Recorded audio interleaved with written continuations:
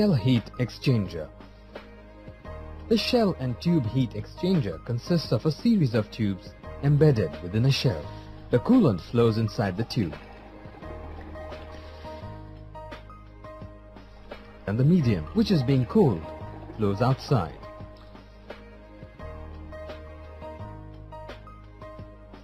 The tube stack is a set of tubes that can be plain, longitudinally finned, etc.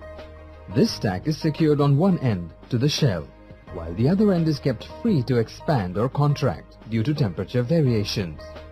Baffles are introduced between the tube end plates to support the long tubes and to direct the flow of the hot medium inside the tube stack.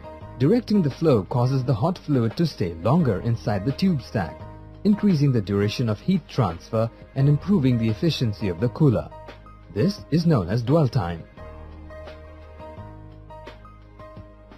The fixed tube plate is sandwiched between the water box, also known as the mud box, and the shell. This prevents mixing of the liquids when leakage occurs. Drips occurring between the shell and water box mean that the rubber jointing has failed.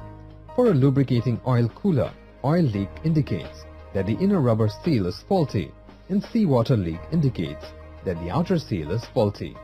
In the movable free end, the tube plate is free to move, which allows the contraction and expansion of the tubes.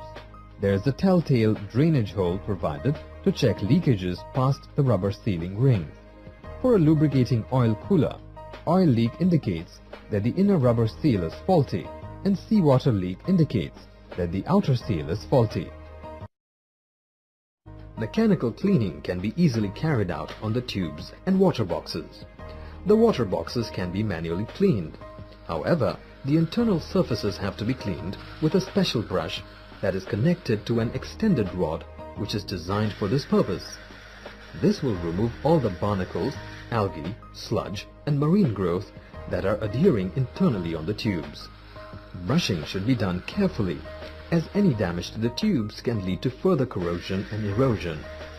Mechanical brushing easily dislodges most soft deposits.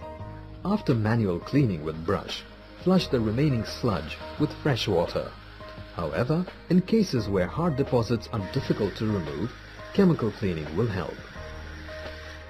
Chemical cleaning is carried out by circulating a chemical solution through the heat exchanger by a pump. The pump draws chemical through a tank and pumps it to the inlet of the exchanger, and the outlet returns back to the tank, from where it is recirculated. The process is continued until there is no discoloration of the chemical.